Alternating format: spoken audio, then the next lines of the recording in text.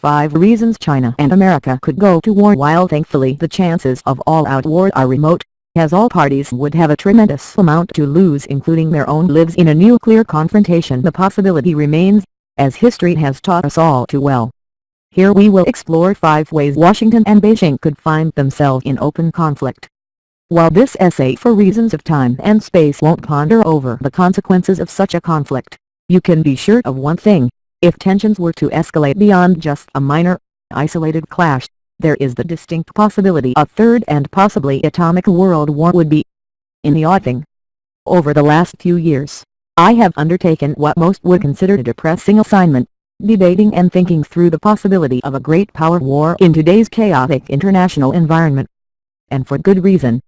As Washington attempts to transition away from counterinsurgency operations and the nightmare that has become the Middle East, new challenges many from revisionist great powers seem to be popping up around the globe. The crisis in Ukraine, with many now openly calling the state of U.S.-Russian relations Cold War 2.0, serves as perhaps the best example of such a chilling possibility. Yet, despite whatever the crisis of the day is, when it comes to challenges Washington must face in the years to come, none is as important as the challenge presented by the People's Republic of China. Beijing, now empowered by an economy and military that is only second to America, seems bent on remaking the international order in the Asia-Pacific and possibly the wider Indo-Pacific, at least partly in its own image. From the East China Sea to the wide expanses of the Indian Ocean, China has clearly made its intentions known that the current international order is open to at least some revision on its terms. Over the last several years, various clashes over the very meaning of the maritime commons, natural resources below the seabed, air defense identification zones and various near collisions in the near seas and in the sky have set off alarm bells in capitals around Asia. While Washington has declared its own pivot or rebalance towards Asia, destabilizing and what some have called coercive actions by China have continued unabated. So where does all of this end up?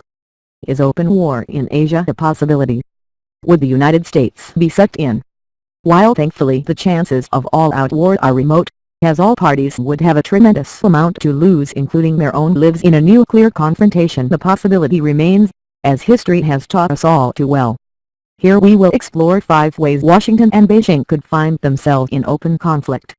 While this essay for reasons of time and space won't ponder over the consequences of such a conflict, you can be sure of one thing: if tensions were to escalate beyond just a minor, isolated clash, there is the distinct possibility a third and possibly atomic world war would be in the offing. Note: this first appeared in February 2015 and is being reposted due to reader interest. 1. A crisis in the East China Sea. One way the U.S.-China war could commence is by Washington getting sucked into a regional war in Asia.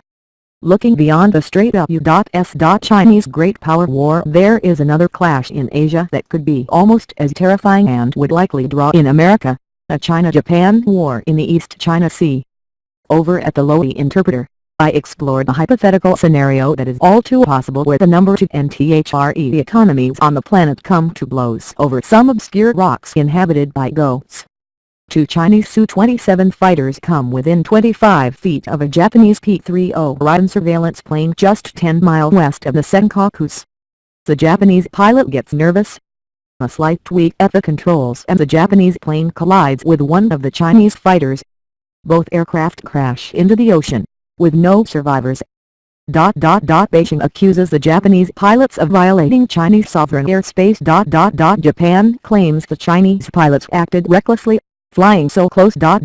Just 72 hours later, a group of 20 Chinese nationals land on one of the disputed Senkaku Islands under the cover of darkness. A Japanese naval task force carrying a small detachment of soldiers is dispatched. Their goal: remove the only residents of the disputed 5-island chain. As Japanese naval forces come within 20 miles of the islands, a Chinese J-10 fighter jet buzzes the task force. On its second pass it comes dangerously close to a Japanese destroyer. In a perceived act of self-defense, the destroyer shoots down the aircraft. Hours later, Beijing fires a warning shot, a DF-21D or carrier killer missile which hits the ocean just 10 miles away from the Japanese task force. Undeterred, Japanese forces press ahead. domestic pressure on Chinese leaders becomes intense. They feel they have no choice but to escalate, launching the massive saturation strike with ballistic and cruise missiles against the Japanese task force. Prime Minister Abe urgently phones President Obama formally requesting America's help. In the above article, I would later make the argument that Washington might not automatically jump in to defend Japan. And depending on the context of the situation and the severity, I would argue it is entirely possible Washington might try to play a role of mediator instead of as a combatant. In fact, depending on the situation, why should Washington make matters worse and officially take a position, especially if it was a minor clash with no loss of life? Whatever the scenario, as long as China and Japan are at each other's throats in the East China Sea and America continues to assert that since the Senkaku Islands are administered by Japan, meaning that they fall under the protective umbrella of the U.S. Japan alliance, the possibility of conflict between Beijing and Washington is always possible. In fact, if China and Japan were to come to blows, there are many situations in which Washington would be compelled to act and back its treaty ally by waging the kinetic struggle against Beijing. All the more reason for America to help find mechanisms to cool tensions in the East China Sea over the long term. 2. A crisis in the South China Sea. Accurately dubbed by frequent TVNI contributor Robert Kaplan Asia's cauldron, the South China Sea continues to present what amounts to an open wound for U.S. Chinese ties, a wound that could ooze with blood at any moment. With Beijing declaring its 9, or sometimes referred to as 10-dash line, which effectively declares the area the massive Chinese lake, there is always the possibility a clash could spark a greater crisis in which America would feel compelled to intervene. Why China continues to press its claims in the area of the South China Sea makes sense once one realizes the stakes involved. Trillions of dollars worth of goods pass through this vital body of water. Trillions more might be under the water in the form of oil, natural gas and precious minerals. With multiple overlapping territorial claims, we just might be lucky that we have not yet had a major crisis spin out of control. In the South China Sea, the risks are quite obvious. If a U.S. ally, specifically the Philippines, were to become engaged in a major kinetic clash with China, it was entirely possible at Scarborough Reef back in 2012 the U.S. Philippines alliance could set off a chain reaction of events. While Washington has been rightly vague about what types of scenarios it would back Manila in if open conflict were to arise, you can bet the United States would clearly be involved in some capacity, increasing dramatically the possibility of a Washington-Beijing clash. 3. An incident at sea. A clash at sea where Chinese or American sailors lose their lives could certainly be the spark for increased tensions or a deadly conflict. Consider the December 5, 2013 incident where a U.S. naval vessel and a Chinese warship came close to colliding. According to a statement by the U.S. Pacific Fleet, while lawfully operating in international waters in the South China Sea, USS Cowpens CG-63 and a PLA Navy vessel had an encounter that required maneuvering to avoid a collision. It went on to explain that this incident underscores the need to ensure the highest standards of professional seamanship, including communications between vessels, to mitigate the risk of an unintended incident or mishap. Considering this is not the only incident of a near-fatal collision at sea, we must weigh the possibility that an American and Chinese vessel could very well collide in the near future. While it seems remote that a war could spark from just one possible clash of ships, if the loss of life were severe, and the incident was recorded and beamed all over the world thanks to social media and a relentless 24-hour news cycle, you can bet U.S. Chinese relations would be headed towards a crisis. And that would certainly increase the risk of a situation where the pressure points, whether in the East or South China Seas, and even some sort of cyber retaliation, official or unofficial, could set up a series of events where one side felt compelled to act decisively if they felt conflict was becoming inevitable. 4. An incident in the air. Chilling as it is, this has already happened once. In 2001, the U.S. P-3 Orion collided with a Chinese fighter jet, setting off a crisis in U.S. Chinese relations not seen since the darkest days of the Cold War. There was talk in Washington at the time of a possible change in approach towards China, something much more hardline. Chinese leaders were concerned that the two nations were headed for a confrontation as China emerges as an economic and military power in Asia. While the course seemed to be set for greater tensions in the near term, The events of 9/11 would intervene to shift America's focus away from Asia and back to the Middle East.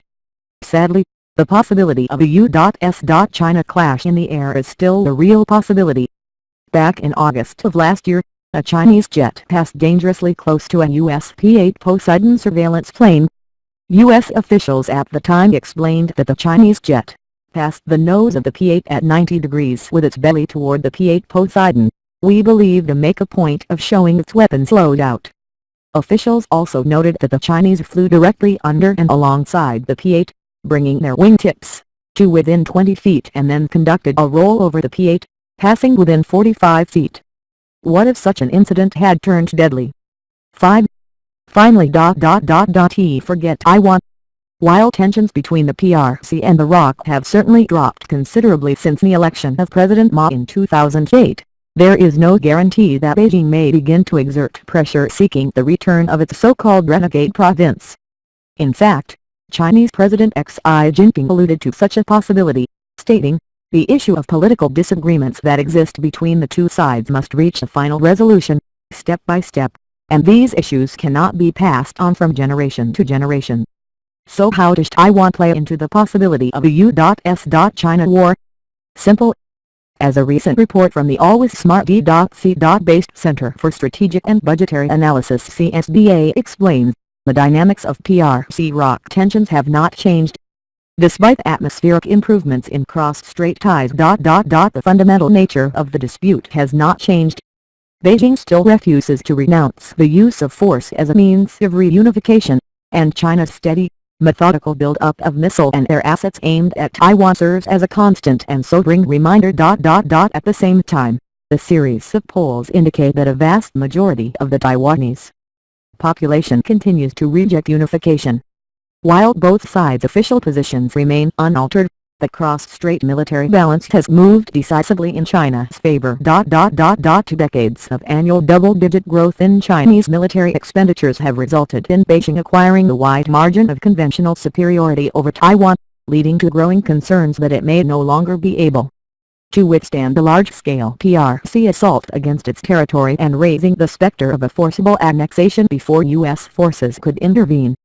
There is also the very real possibility that a change of leadership in Taiwan, especially if a candidate from the Democratic Progressive Party (DPP) were to win the 2016 election, could ratchet up tensions, especially if they were to cool efforts to further tie Taiwan to the Chinese mainland.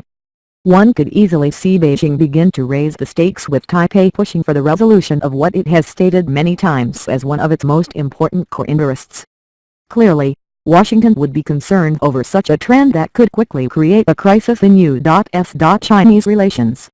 If China were to forcibly attempt to reunite with Taiwan using kinetic force or an outright invasion, it seems some form of a U.S.-China conflict would be all but guaranteed. Conclusion. Nothing consumes my intellectual bandwidth more than the possibility of a U.S.-China war. While the idea of such a clash seems remote, the number of pressure points that could spark such a conflict are too many to outright rule out such a possibility. All the more reason why both sides need to work towards a way to reduce tensions that could lead to kinetic conflict.